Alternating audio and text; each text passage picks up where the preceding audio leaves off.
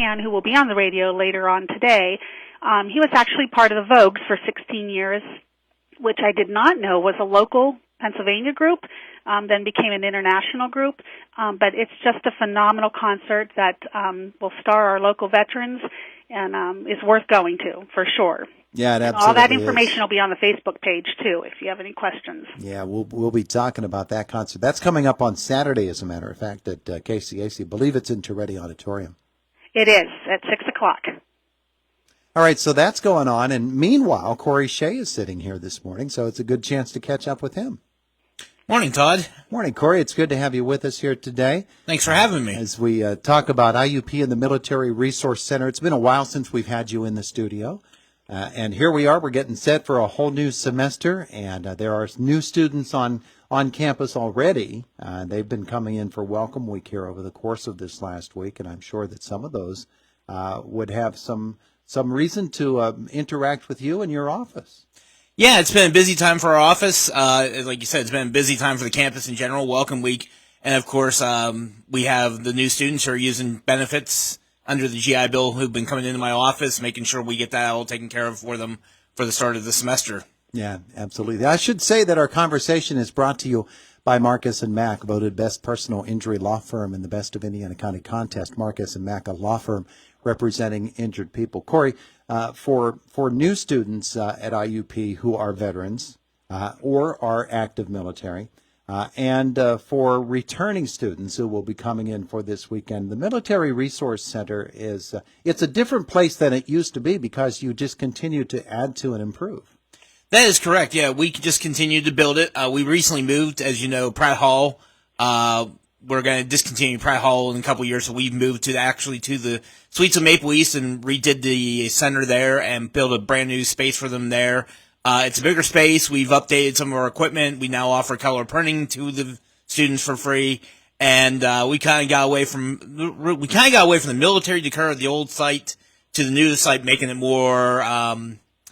more friendlier for all students involved, not just our veterans, but all of our military-affiliated students, which we have over 800 on campus. That, I think, is the most amazing part about it, is I don't think folks realize. And IUP is continually named a military-friendly school by various publications, and that's a good reason for it, is because IUP actually does things that will benefit those military people who have their own special set of needs.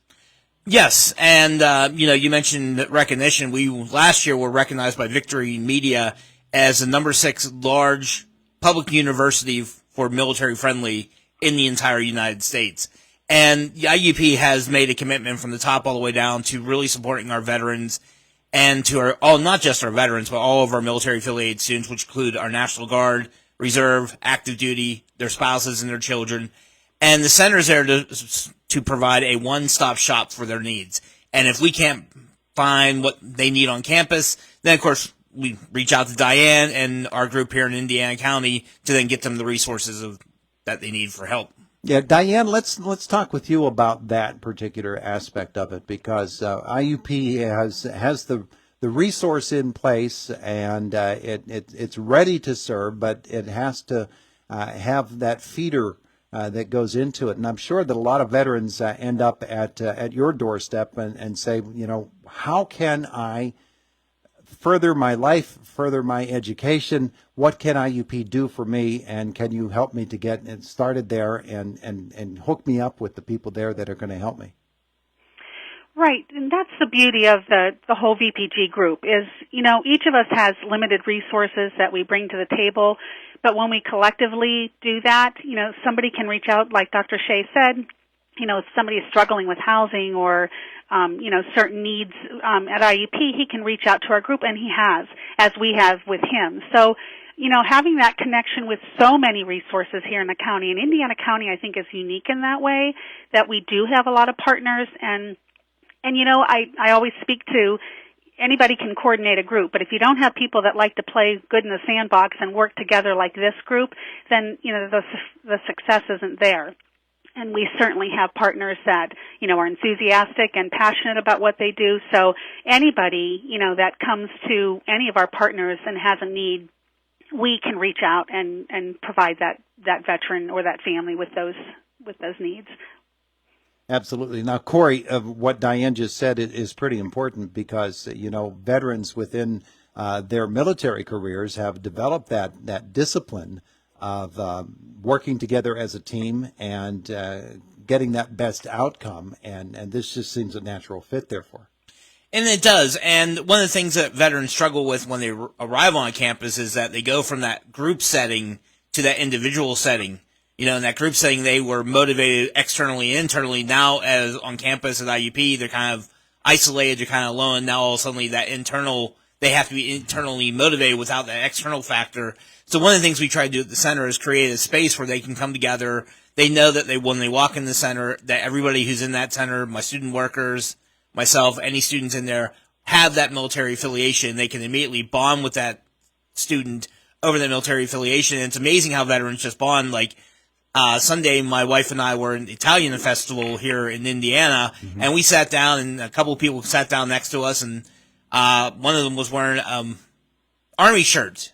Of course, I was Army. So I immediately said, "Oh, are you a veteran?" And he goes, "Oh, no, but my daughter was, and she served in Operation Iraqi Freedom." And we immediately started talking about military things, and we knew the military lingo and all the military acronyms, and it was immediately a bond over the fact that we were both veterans of the same conflict. Yeah, well, and then that's the really important thing is that people have that connectivity, and you and everybody else in the office certainly has that. Now, when you deal with veterans as opposed with active military, I would not guess that there's much of a separation of services. However, each does have their own set of needs, don't they?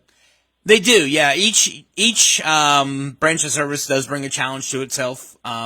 Just for example, like our current students in National Guard Reserves, they always have that I may be deployed in the middle of semesters over their head. Sure. I just talked to two students yesterday who got to miss their first Thursday and Friday, the first week of class, because they got drill weekend. They're having an inspection coming up with some general. So yeah, each branch brings with it a unique challenges, but again, that connectivity we all have of having served, and even though we tend to make fun of every branch of service, each one makes fun of each branch of service, we still have that bond, that military bond, that veteranship bond that brings us together. Is there typical age range for veterans at IUP? We think going back to the early 90s is now a long time ago, and yet there are guys walking around and gals who served in Vietnam, who served in military during the 1980s, maybe Grenada or someplace like that. Yeah, a lot of our veterans tend to be younger. They tend to be the ones who they went into the service from high school, did their 4 or 6 years, whatever, got out, and now are coming back to college.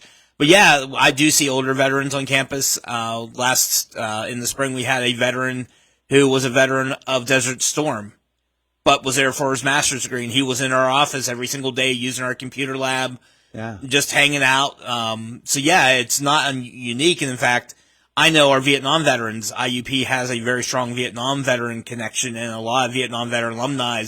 And this year's like the 20th anniversary of the founding of the Vietnam Memorial, and they want to come back on campus and do something around the memorial. Yeah, I would guess that that's a very important aspect of what you do as well, is getting that intergenerational thing going so that the younger folks can interact with the older folks, and that those shared experience and the unique experience to each of those generations is important.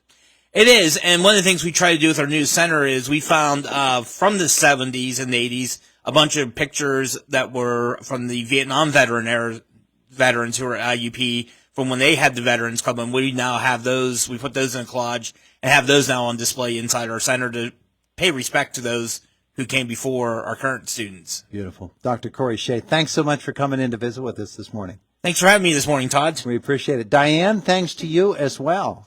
Absolutely, and I do invite everybody to stop by at the Indiana County Fair. We will have an informational booth there with lots of information from different partners that are part of the VPG. So stop by and meet some of our members and help yourself to anything that's on the table. There you go. That's a great plan. Have a wonderful day today, Diann. Thank you, Dr. Shay. Thank you, Todd. It is the voice of Indiana County, WCCS 101.1 FM and AM 1160.